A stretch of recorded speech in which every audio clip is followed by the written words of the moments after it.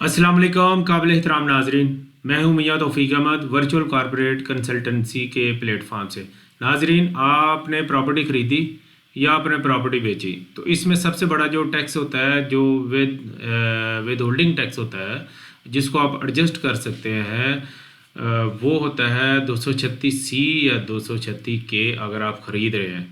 और हर एक की कोशिश होती है कि या तो ये टैक्स मुझे वापस कर दिया जाए, क्योंकि बताया जाता है आपको कि ये टैक्स आप वापस कर सकते हैं, क्लेम वापस ले सकते हैं या क्लेम कर सकते हैं या एडजस्ट कर सकते हैं।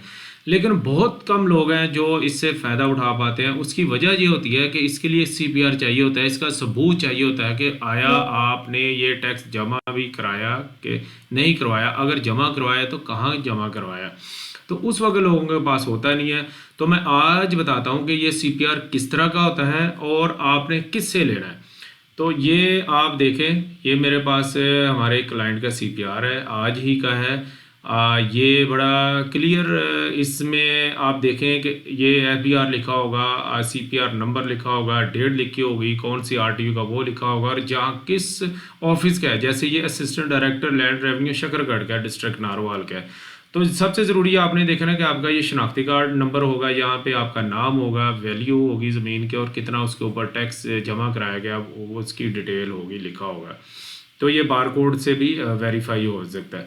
अच्छा, इसके अलावा कुछ लोगों को ये CPR की जगह पे लोग ये इस तरह का सर्टिफिकेट दे देते हैं कि जनाब ये आपका चालान था, ये जमा कराया। तो बिल्कुल ये ठीक है, लेकिन ये अगर आपको दिया जाता तो इसका मतलब हरगिज़ ये नहीं है कि ये जमा हो गया। ये जमा करवाने से पहले होता है और इस पे अगर बैंक की स्टैंप लगी लगी हुई है तो वो किसी हद तक काबिल कबूल है। लेकिन आजकल लोग ऑनलाइन जमा करा देते हैं और कहते हैं जी चेक कर ले। तो मैं ज़रा चेक करके भी बताता हूँ कि इसको आप ऑनलाइन कैसे चेक करना है कि ये जमा भी हो चुका है ये नहीं हो चुका।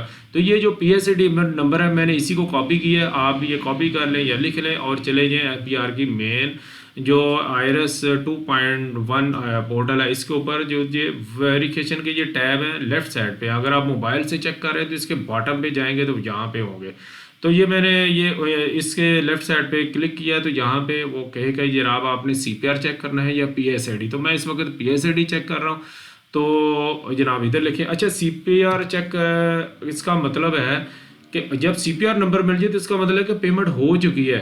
CPR को इसलिए वेरीफाई किया जा सकता है कि कहीं टेम्पर ना हो, कहीं से ये जाली ना बना के आपको दे दिया गया हो, तो उसको भी चेक किया जाता है।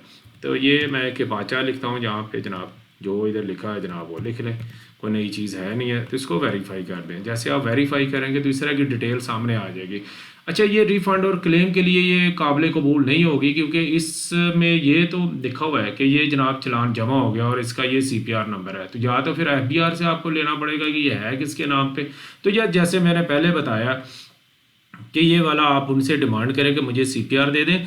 ये CPR कहीं बड़ी दूर से या कोक ऑफ से नहीं लाना होता है। जो ये इसको बना रहा होता है और बनाते वक्त जो आपका रजिस्ट्रार है या जो भी वहाँ का स्टाफ है जो उसने ईमेल लगाया हुआ है, ये उस ईमेल पे जैसे ही आप अमाउंट जमा कराते हैं 3 से 4 घंटे में और मैक्सिमम 8 घंटे में आ जाता है।